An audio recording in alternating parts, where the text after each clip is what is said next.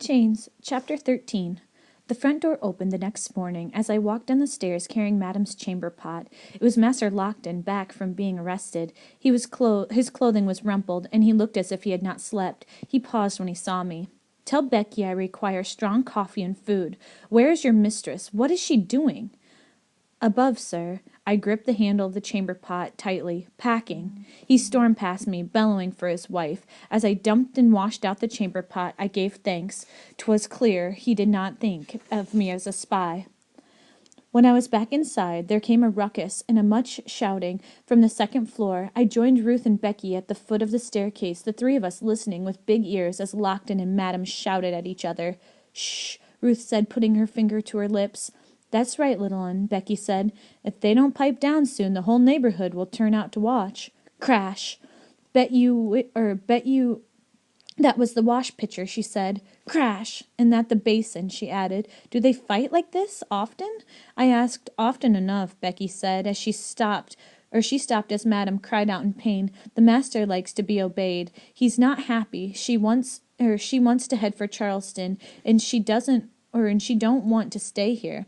Lockton lowered his voice some, but he was still angry and scolding. "Should we do something?" I asked. "Perhaps Lady Seymour could calm him." Becky shook her head. "'Twould fire him up even more. Best not to discuss these things." Ruth stuck her thumb in her mouth. Once the fighting had ended and the master had been served his meal, I took a cool compress and mug of cold ale up to serve Madam, and she applied the compress to her swollen, split lip. She scolded me for not scraping the candle wax that had dripped on the floor. "It caused me to fall," she said. "Don't you see what your clumsiness has cost me?" We both knew it was a lie. There was no wax on the floor. A few drops of blood stained the edge of the carpet. "What do you have to say for herself?" she asked. I didn't like picking up the blame and carrying it, but I had no choice. I bowed my head. "I beg forgiveness, ma'am. I promise it will not happen again." She removed the compress and winced. "It had better not." In the weeks that followed, the master had me serve him whenever his companions visited. I listened closely to their conversating, but they blew only hot air, complaining that the Congress and the weather and the effect of the war on business. I was relieved to hear that the printer, ink-stained, had fled the city with his wife and children. Lockton was certain that he had been the one that had told the rebels about the money and the plan to bribe the American troops. My secret was safe. Becky brought back peas, greens, and gossip from the marketplace. The British fleet was in the harbor. No, the fleet had sailed to Jamaica. No, Congress had negotiated a peace. No, the British planned to kill us all while we slept. Gossip is the foul smell of the devil's backside. That's what Mom always said.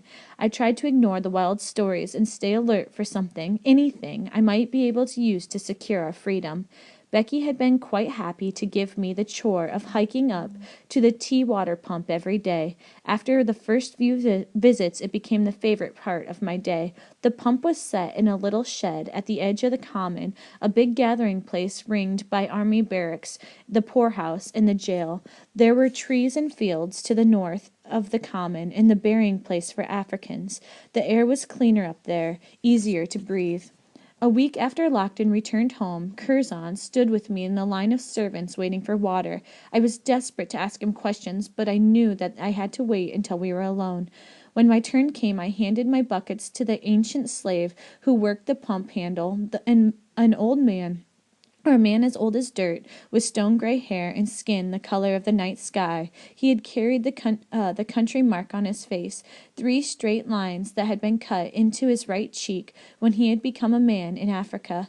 Papa had the mark that looked close to it. It made me feel kin to the old man.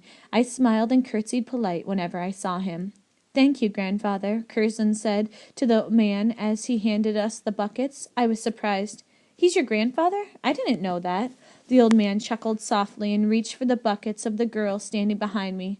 "I'm the grandfather of everybody and everything." He pushed down on the handle of the pump and water flowed. "Mind how you go, missy." Curzon waited until the 2 blocks down Queen Street before he asked me about Lockton's affairs. He traveled to Fairfield in Connecticut 2 days ago and came home last night, I said. I thought he was on parole and that he had to stay in New York. Why don't they arrest him? Curzon looked behind us from side to side before answering. They don't have enough men to follow him, he explained, and his aunt has a powerful connection both here and in England. There must be solid proof that they dare arrest him again. Should you ever come in possession of the letters sent to him, or maps, or if I find the king hiding in our pantry, I interrupted. The Congress would give you a medal for that, he said with a grin. I would rather have passage home on a fast ship.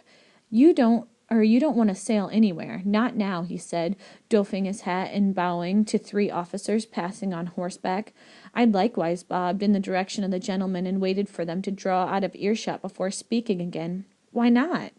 The royal fleet is fast approaching, and is eager for battle and spoils. If you sailed now, you'd likely be captured and sold to the islands. Idle gossip and pipe smoke, I said.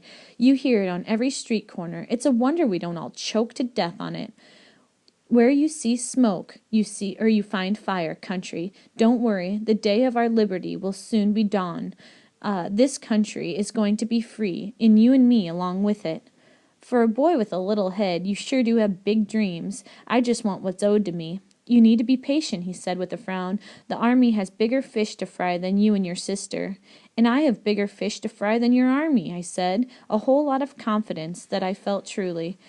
The sun set later and later in those weeks. A little extra light was welcomed and put to good use. I aired out the pallet and the blanket and tidied our cellar corner. The potato bin was near empty, and Ruth had asked to play in it as if it were a little house. I would not let her. Instead, I made her a corn husk doll, painting a face on it with pokeberry juice, and fashioning a gown for it with a piece of cambric from Becky's scrap bag.